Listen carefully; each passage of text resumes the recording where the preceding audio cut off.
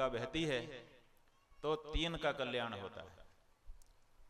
वासुदेव कथा प्रश्न पुरुषां स्त्रीन पुनाति ही वक्तारम पृच्छकम श्रोत्रींस तत्पाद सलिलम यथा। ये बताया गया है कि जहां पर कथा रूपी गंगा बहती है तो उसका काम क्या होता है, का भाई जैसे गंगा जी का काम है वैसे ही कथा गंगा का भी है। गंगा जी एक विशेष मार्ग में बहती हैं। राजा भगीरथ जब गंगा जी धरती पर आईं तो उनको हिमालय से लेकर के गंगा सागर तक गए। आगे आगे भगीरथ रथ पर आरूढ़ होकर के शंख बजाते हुए चल रहे थे और पीछे पीछे गंगा जी, उनके रथ का पहिया जब मार्ग में चलता था तो उस रथ के पहिए से जो गड्ढा बन जाता था उसी गड्ढे का अनुसरण करती हुई वो भी पीछे पीछे चली गईं। इस तरह से हिमालय से गंगा सागर तक की गंगा जी की यात्रा हुई। भगीरथ रथ खाता विच्छिन्न जल प्रवाहे गंगा पद से शक्ति ही। तब से पंडित लोग कहने लगे कि गंगा कौन, का जो भगीरथ के रथ के पीछे पीछे भगीरथ के रथ के पहिए के गड्ढे में चल करके गंगा सागर तक गई है, वो जो मार्ग है उस मार्ग में जो पानी बहता है वो सब गंगा जल कहलाता है। वो कहीं का पानी हो, जैसे ही उस मार्ग में जाकर के बहने लगेगा वो गंगा हो जाएगा। तो वो जो गंगा है वो तीन काम करती है। कौन कौन सा? जो भगीरथ तपस्या करके गंगा जी को धरती पर ले आए, गंगा ने पहले उनका कल्याण किया। उसके बाद जिनके लिए ले आए थे, माने 60,000 सगर पुत्रों के लिए, अपने पूर्वजों के लिए, जिनका कपिल मुनि के शाप से प्राणांत हो गया था और शाप से प्राणांत होने के कारण मुक्ति नहीं हो रही थी, उनकी मुक्ति के लिए गंगा जी आई थी तो उनका भी उद्धार गंगा ने किया। माने लाने वाले का उद्धार, जिनके लिए लाया उनका उद्धार, और फिर तब से लेकर के अब तक जो भी जाकर के गंगा में श्रद्धा से डुबकी लगा ले रहा है उन सब का उद्धार। ये गंगा का काम है। ऐसे ही कथा गंगा का भी ऐसा ही काम है कि लाने वाले, ये जो कथा गंगा यहाँ पर आज से प्रवाहित होने जा रही है, शुरू हो रही है, इस कथा गंगा को इस जगह पर लाने वाला भगीरथ कौन? अभी तक तो आवाज आपकी आ जानी चाहिए थी, निस्संदेह राम बालक दास। इस कथा गंगा के भगीरथ ये हैं। तो इनका कल्याण कब होगा? ये तो जैसे ही धरती पे गंगा आई वैसे ही भगीरथ का कल्याण हुआ, ऐसे ही राम बालक दास का कल्याण तो आज ही हो गया। कथा इन्होंने आरंभ करवा दी। अब जैसे जैसे गंगा आगे बढ़ेगी तो बढ़ते बढ़ते जब अपने गंतव्य तक पहुंचेगी 7 दिनों के भीतर, तो जो लोग इनकी प्रेरणा से यजमान बन गए हैं उनका कल्याण होगा। और इसी बीच में जो भी आकर के बैठ जाएगा और कथा गंगा में अवगाहन करेगा उसका भी कल्याण हो जाएगा। वक्तारम पृच्छकम श्रोत्रींस, बोलने वाले का कल्याण, पूछने वाले का कल्याण और सुनने वालों का भी कल्याण। तो यहाँ पर ये समझ लीजिए कि ये जो मंडप लगा है ये कल्याण मंडप है। यहाँ जो भी इस मंडप के नीचे आ जाएगा उसका कल्याण सुनिश्चित है, हो ही जाएगा। तो ब्रह्मवैवर्त पुराण हमने पूछा, राम बालक दास जी के पहले यहाँ पर ब्रह्मवैवर्त पुराण का वाचन हुआ है। ये बोले महाराज यहाँ नहीं, हमको तो लगता है पूरे छत्तीसगढ़ में नहीं हुआ होगा। इसका मतलब है कि सामान्य रूप से लोग श्रीमद् भागवत की कथा सुनते हैं। क्यों सुनते हैं? क्योंकि महात्म्य बता दिया गया है। और महात्म्य क्या है? गोकर्णस्तु महान साधु धुंधकारी महाखलः। संसार में 2 तरह के लोग हैं, एक साधु सज्जन स्वभाव के हैं और एक दुष्ट स्वभाव के। जो साधु स्वभाव के लोग हैं वो तो स्वयं भी तरते हैं, दूसरों को भी तार देते हैं, और जो दुष्ट स्वभाव के हैं वो स्वयं भी नहीं तरते, दूसरों को भी तरने में बाधा डालने लगते हैं। तो गोकर्ण की तो मुक्ति हो जाती है, लेकिन धुंधकारी की मुक्ति नहीं होती। धुंधकारी जो है वो अलग अलग योनियों में भटकता हुआ परिश्रांत होता है। अंत में गोकर्ण जब यात्रा करके आते हैं तो रात को धुंधकारी उनके सामने आता है, प्रेत योनि में चला गया है। गोकर्ण अपना भाई समझ के उसके उद्धार का प्रयत्न करते हैं, गया में जाकर के पिंडदान करते हैं और भी उपाय करते हैं, लेकिन उसका उद्धार नहीं होता। अंततः भगवान सूर्य की गति को रोक करके गोकर्ण उनसे पूछते हैं, प्रभु आखिर मेरे भाई धुंधकारी का उद्धार कैसे होगा? तो सूर्य भगवान के द्वारा बताया जाता है कि श्रीमद् भागवतान मुक्ति सप्ताहम वाचनम कुरु, श्रीमद् भागवत के पारायण से मुक्ति होगी, साप्ताहिक वाचन करो। तो फिर वो करते हैं और फिर धुंधकारी की मुक्ति हो जाती है। तो प्रेतत्व से मुक्ति, हमारे जो पूर्वज दिवंगत हो गए हैं, अगर वो प्रेत योनि में किसी कारण से चले गए हों तो श्रीमद् भागवत के श्रवण से उनकी मुक्ति हो जाती है। ऐसा सुन करके हम में से बहुत से लोग अपने पूर्वजों की मुक्ति के लिए श्रीमद् भागवत की कथा सुनते पढ़ते हैं। यही ना है, इसलिए लोकप्रिय हो गया, इसलिए गांव-गांव में कथा होने लगी, भागवत जी की कथा हो रही है, क्योंकि उसमें ये दृष्टिकोण डाल दिया गया। बाकी पुराण जो हैं उनका क्या कोई फल ही नहीं है? क्या उनका कोई महात्म्य ही नहीं है? पुराण होने के नाते उनका भी अपना अपना महात्म्य है। कोई पुराण अगर मुक्ति देता है तो कोई पुराण भक्ति देने में सक्षम है। भागवत पुराण मुक्ति देता है तो ब्रह्मवैवर्त पुराण भक्ति देने में सक्षम है। ये भक्ति का पुराण। वैसे तो सभी पुराणों में सब क्षमताएं, जैसे भागवत जी के श्रवण से पितृमोक्ष हो जाता है, ऐसे ही क्या ब्रह्मवैवर्त पुराण के श्रवण से पितृमोक्ष नहीं होगा? इससे भी हो जाएगा। भागवत जी से क्या भक्ति नहीं मिलेगी, केवल मुक्ति मिलेगी? ऐसा नहीं है। भक्ति ज्ञान विरागाप्तो विवेको वर्धते महान। भक्ति ज्ञान विरागाप्त जो विवेक है वो श्रीमद् भागवत के श्रवण से प्राप्त होता है। भक्ति भी भागवत जी के श्रवण से जागती है।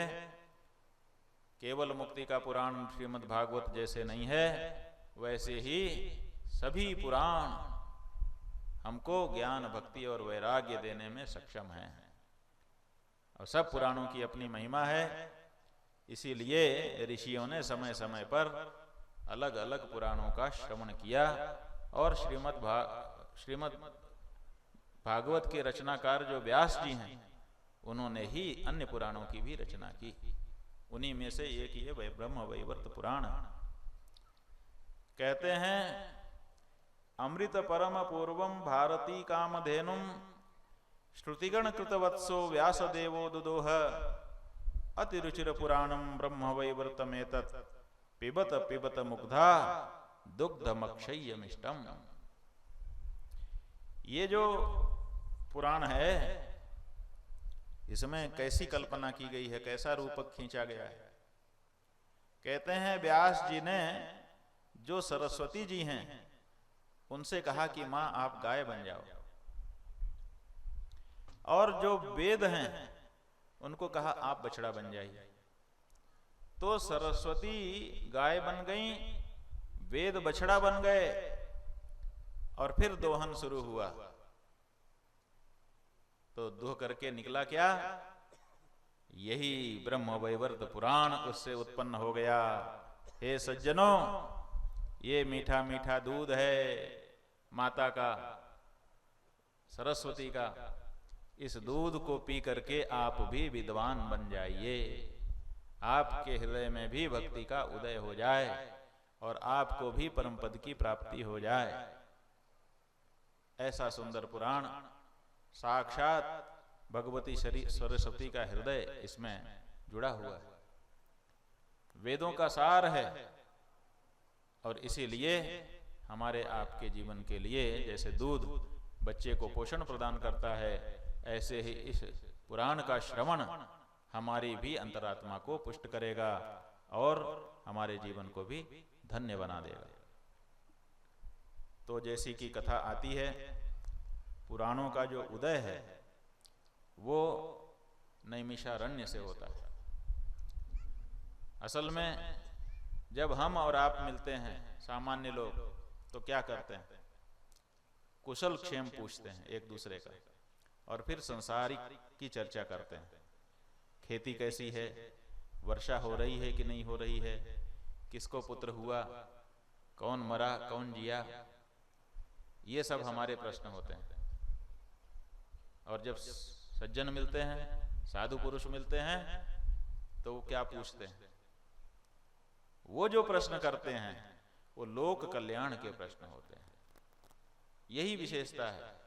हम जब किसी से मिलते हैं तो अपने कल्याण की बात पूछते हैं, और जब साधु संत आपस में मिलते हैं तो वो लोक कल्याण की चर्चा करते हैं।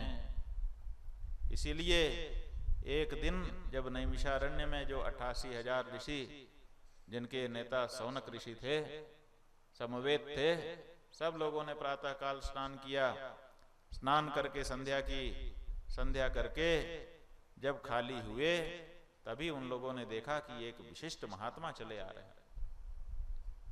कौन है? आगे बढ़ करके पता करो। अगर ये स्वागत योग्य हो तो इनका स्वागत किया जाए, और अगर कोई ऐसा व्यक्ति हो जो साधु वेश धारण करके घूम रहा हो तो उसको अपने बीच में आने से रोक दिया जाए। देखिए, ये बहुत जरूरी कार्य है। अगर आप जो भी जैसा दिख रहा है उसको बिना परीक्षा के स्वीकार कर लेते हो तो धोखा होने का उसकी संभावना है। इसीलिए जब आप किसी को देखें कि साधु वेश है तो किए हूं कुबेश साधु सन मानो। साधु वेश हो तो उसका सम्मान आप करिए, नमस्कार करिए, लेकिन थोड़ा गहरी नजर से देख लीजिए कि केवल वेश ही है कि अंदर कुछ साधुता भी आ चुकी है। केवल बाहर ही बाहर अभी साधुता लिपटी हुई है शरीर से, कि हृदय में भी साधुता ने प्रवेश कर लिया है। अगर इस तरह से थोड़ी गहरी नजर देख करके आप व्यवहार करेंगे तो ठगे जाने की संभावना नगण्य हो जाएगी। और केवल वेश दे करके अगर आप विश्वास कर लेंगे तो निश्चित रूप से आप ठगे जाएंगे। इसलिए गुरु करो जान के, किसी से प्रश्न पूछने के पहले उसके बारे में कुछ चिंतन, कुछ सूक्ष्म दृष्टि कर लेनी चाहिए। तो ऋषियों ने देखा कि कोई आ रहा है, आगे बढ़ करके उनके बारे में पता किया, पता चला कि सूत जी आ रहे हैं। सूत जी हैं, ये सुनकर के तो ऋषि बहुत प्रसन्न हो गए कि अब हमको पुराण कथाओं का, इतिहास का श्रवण करने का सुअवसर मिलेगा, स्वागत किया जाए। सूत जी का स्वागत सत्कार किया गया। स्वागत सत्कार करके जब उनको शांति से बैठा हुआ सब लोगों ने देखा, तब उनके पास जाकर के मुनियों ने प्रश्न करना शुरू कर दिया। वर्त्मा यास विनिर्मुक्तम वसंतम सुस्थिरासने सस्मितम सर्वतत्वज्ञम पुराणानाम पुराणविद। जब रास्ते में चलने का जो श्रम था वो दूर हो गया और स्थिर आसन में बैठा हुआ उनको सब मुनियों ने देखा, तब उनके पास जाकर के प्रश्न किया, हे सूत जी, आप ये बताइए कि कहां से आप आ रहे हैं और कहां जा रहे हैं? पहले तो ये बताइए, क्योंकि इस समय आपकी बहुत सुंदर शोभा है। जैसे आकाश में बहुत सारे तारागण होते हैं, लेकिन आकाश की शोभा तब तक नहीं होती जब तक चंद्रमा का उदय ना हो जाए। ऐसे ही हम 88,000 यहाँ पर इकट्ठे हैं, लेकिन हमारी सभा अभी तक शोभायमान नहीं हो रही थी। जब आप आकर के मध्य में विराजमान हो गए हैं तो ऐसा लगता है जैसे आकाश में चंद्रमा का उदय हो गया। इसलिए बहुत सुंदर वातावरण बन गया है। अब कृपा करके हमको आप बताइए कि आप कहाँ से आ रहे हैं और कहाँ जाने का आपका मन में भाव है। ये भी बताइए कि क्या आप कुछ देर रुक करके हमको इतिहास पुराणों का श्रवण कराने के लिए तैयार हैं कि बहुत जल्दी है, आपको यहां से चले जाना है? बात यह है कि हम लोग कलयुग के आ जाने से मन में बहुत भयभीत हैं। कलयुग आ गया है, आगे चल कर के क्या होगा, क्या हम जब तब अनुष्ठान कर पाएंगे कि नहीं कर पाएंगे? ऐसा तो ना हो कि हम यहाँ पर आसन लगा दें, जब आरंभ कर दें और उसके बाद कोई आया के कहे कि नहीं खड़े हो। ऐसा तो ना हो कि हम यज्ञशाला बना दें, कुंड में अग्नि प्रज्वलित कर दें, आहुतियां देना शुरू करें तो कोई आकर के कहे कि रुक जाओ। ऐसा तो नहीं होगा कि हम आरती का दिया जला दें और कोई कहे कि नहीं हम अभी बुझाएंगे। कलयुग में तो क्या क्या होगा, ऐसी संभावनाएं दिखाई दे रही हैं, तो हम लोगों के मन में बड़ा भय उत्पन्न हो गया है। आप भूत भविष्य वर्तमान को भी जानते हैं और दयालु हैं, इसलिए हम लोगों के मन को सांत्वना देने के लिए कुछ दिन यहाँ प्रवास करिए और भगवान के संबंध में जो हमारे मन में प्रश्न हैं उनका उत्तर दे करके हमारे हृदयों को आनंदित करिए। अगर हो सके तो परमात्मा का स्वरूप हमें बताइए। कुछ लोग कहते हैं कि परमात्मा साकार है, उसका तो मुख है, उसके तो हाथ हैं, उसका तो शरीर है। और कुछ लोग कहते हैं कि नहीं नहीं परमात्मा तो निराकार है, उसका काहे का आंख, काहे की नाक, काहे का मुंह, काहे का शरीर। तो ये बड़ा झगड़ा चलता है, निर्णय नहीं हो पाता है कि परमात्मा साकार है कि निराकार है। इसलिए हमको सच में बताइए, किमाकारम, साकारम कि निराकारम, किमाकारम, किस आकार का है वो परमात्मा। वैष्णव लोग उसको अलग रूप में ध्यान करते हैं, योगी लोग कुछ अलग ही रूप बताते हैं, और अलग अलग दर्शन हैं, अलग अलग दर्शन के लोग भी उसका निरूपण अलग अलग ढंग से करते हैं। इतने सारे निष्कर्ष निकल करके आ गए हैं कि मन उसी में भ्रमित हो जाता है। तो महाराज सबका विश्लेषण करके एक निर्णायक मत आप हम लोगों के बीच में उपस्थित करिए। मतम प्रधानम केशाम वा गूढ़म वेदे निरूपितम। प्रधान मत कौन सा है जिसका उल्लेख साक्षात वेद करते हैं। इसलिए परमात्मा के आकार प्रकार के बारे में हमको बताइए। और महाराज ये भी सुना है कि कोई अलग लोक भी है, ये जो मृत्यु लोक है जिसमें हम लोग रहते हैं, इसके अलावा भी लोक हैं। कोई कहता है गोलोक है, कोई कहता है वैकुंठ है, कोई कहता है शिवलोक है, और भी देवताओं के अलग अलग लोकों की बात कही जाती है। कुछ स्वर्गलोक, कुछ पितृलोक, इसकी भी चर्चा करते हैं। तो क्या इस धरती के अतिरिक्त भी जीवन दूसरी जगह है जहां पर अलग अलग स्थिति परिस्थिति के लोग निवास करते हैं? इस बारे में भी हमको बताइए। और ये भी बताइए कि क्या भगवान साक्षात अवतरित होते हैं? क्या जो निर्गुण निराकार परमात्मा है वही सगुण साकार होकर के हमारे बीच में आता है? और कुछ लोग कहते हैं कि अंशावतार हैं, कुछ को कहते हैं कलावतार हैं, कुछ कहते हैं कि अंशांशावतार हैं, कलाओं की भी कलाएं हैं, अंशों की भी अंश हैं। तो ये जो बातें हैं ये मन को भ्रमित कर देती हैं, इसलिए इनके बारे में भी हमको सुनाइए। साथ ही जो देवता हैं उन देवताओं का ध्यान क्या है, उनका मंत्र क्या है, उनका स्तोत्र क्या है, उनकी चरित्र कौन से हैं, उनकी पूजा कैसे होती है।